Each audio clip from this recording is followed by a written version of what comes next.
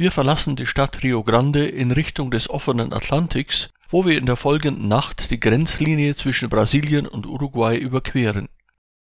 Danach biegen wir in den Mündungstrichter des Rio de la Plata ein und nähern uns am Abend des Folgetages der Hauptstadt Uruguays, Montevideo. Die nachfolgenden 2 Tage werden uns für die Erkundung der Stadt zur Verfügung stehen.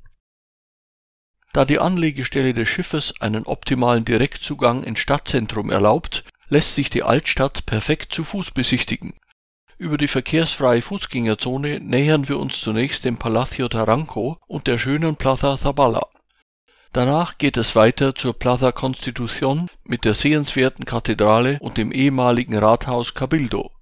Einer Außenbesichtigung des Teatro Solis folgt die Durchquerung der Plaza Independencia mit dem architektonisch bemerkenswerten Palacio Salvo. Danach folgen wir der Haupteinkaufsstraße durch die Neustadt zum Rathaus Intendencia, von dessen Dachterrasse sich ein optimaler Blick über die Stadt eröffnet. Aufgrund der höchst fußgängerfreundlichen Anlage der Altstadt ist ein Spaziergang durch die von schönen Kolonialbauten gesäumten Straßen Montevideos ein außerordentlich entspanntes Vergnügen.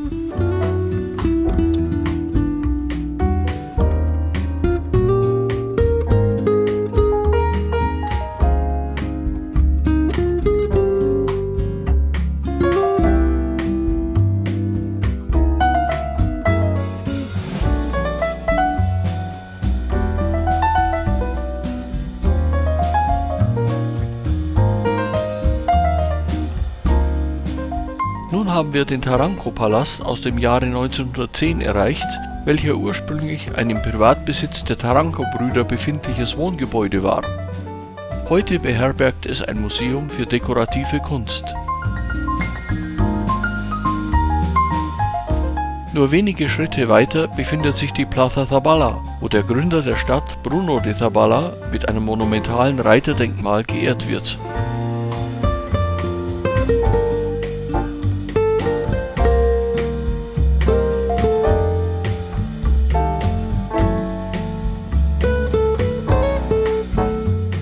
Der Entwurf des Platzes geht auf einen französischen Landschaftsarchitekten zurück, was in einer harmonischen, naturverbundenen Anlage zum Ausdruck kommt.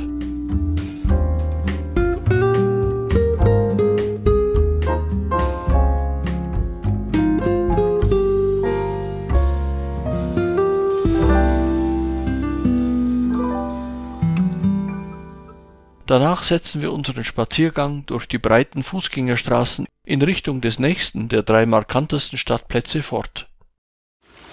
Der Platz der Konstitution, den ein schöner Brunnen im italienischen Stil ziert, war gemäß seinem Namen Schauplatz der Verabschiedung der ersten Verfassung im Rahmen der Unabhängigkeit Uruguays im Jahre 1830.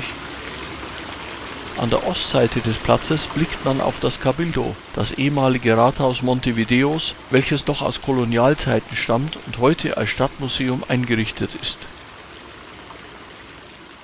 Das markanteste Gebäude des Platzes ist die neoklassizistische Kathedrale aus dem Jahre 1804, gleichzeitig Sitz des Erzbistums von Montevideo.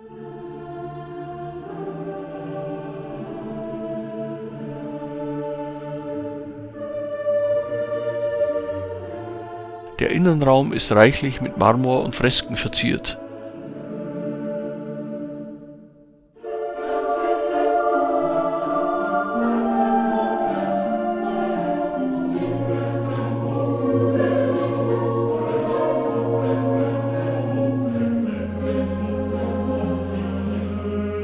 Besonders ansprechend wirkt die nahezu intime Atmosphäre innerhalb des seitlich angebrachten Baptisteriums.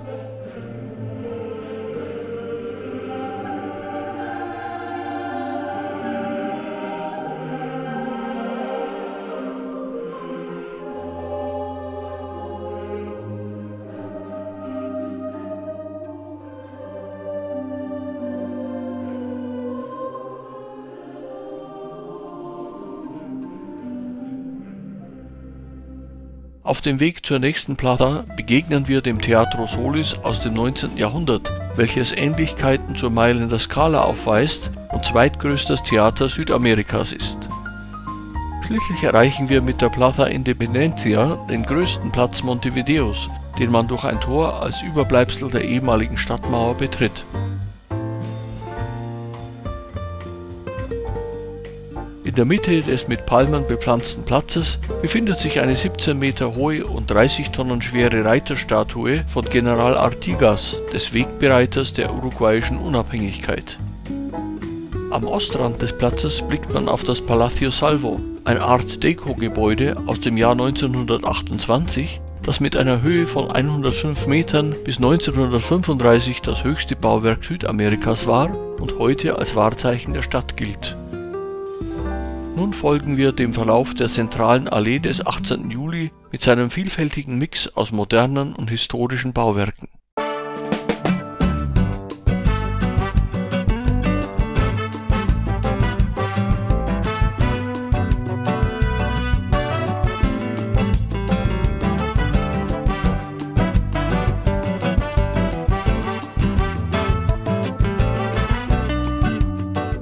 Haben wir das äußerlich unscheinbare, moderne Rathaus der Stadt betreten, dessen Besuch sich vor allem wegen eines 360-Grad-Rundblicks von der Dachterrasse empfiehlt, die man mit einem gläsernen Aufzug erreicht.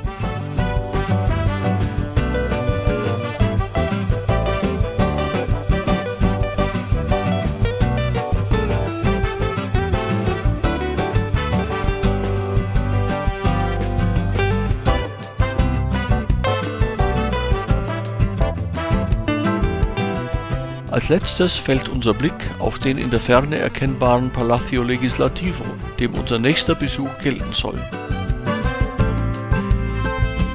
Zweckdienlicherweise nähern wir uns diesem etwas abgelegeneren Ziel mit einer Taxifahrt.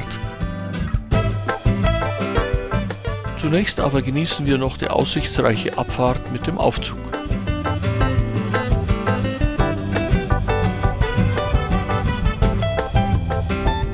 Wenige Minuten später stehen wir vor dem repräsentativen neoklassizistischen Parlamentsgebäude mit seiner Mauerverkleidung aus 24 verschiedenen Marmorarten.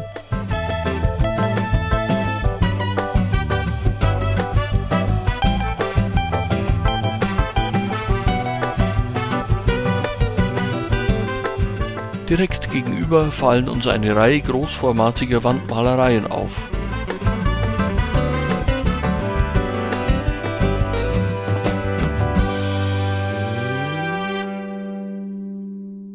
Unsere Umrundung des Stadtzentrums von Montevideo endet mit einer Taxifahrt zurück Richtung Hafen, wo der gegen Abend besonders belebte Mercado del Puerto für einen überaus interessanten Abschluss unseres ersten Besuchstages sorgt. Im Vergleich zu den Morgenstunden hat sich der Fußgängerbereich rund um den Hafen zu einer regelrechten Flaniermeile entwickelt.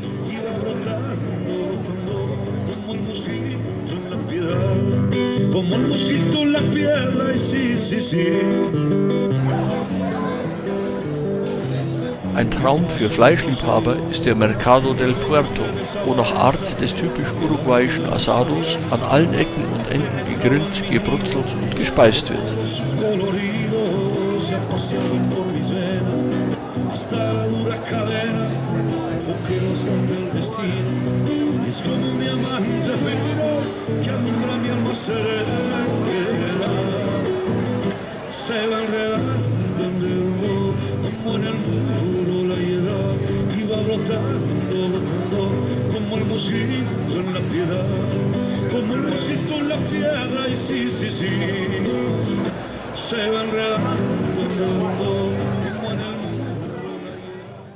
An unserem zweiten Besuchstag in Montevideo begeben wir uns zunächst zu einem Fahrradverleih in der Altstadt, um von dort aus eine längere Tour entlang der wunderbaren Uferpromenade Rambla zu unternehmen.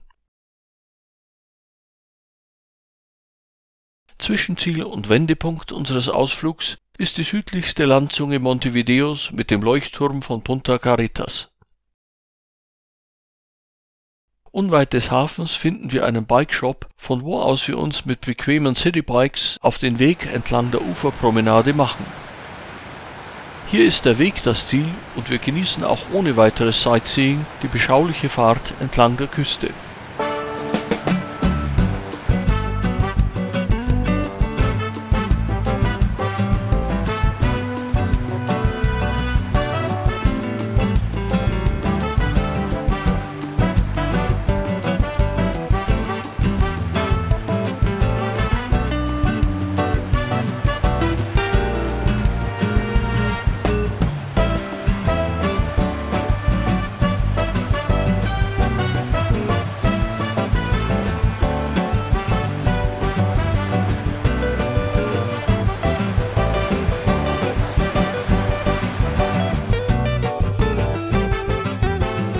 An exponierter Stelle erreichen wir schließlich den schmucken Leuchtturm mit seinem niedlichen Wärterhäuschen. Gegen einen kleinen Obolus lässt sich dieser sogar erklimmen und der Blick fällt auf die Stadtteile im Westen und im Osten der Landzunge.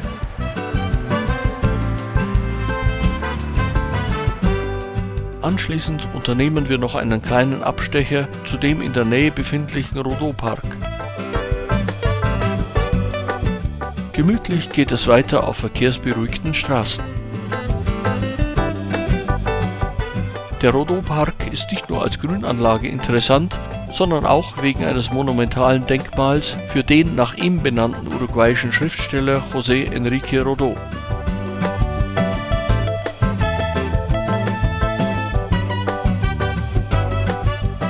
Für die Rückfahrt zum Fahrradverleih wählen wir aufgrund der attraktiven Streckenführung die gleiche Route wie für die Hinfahrt.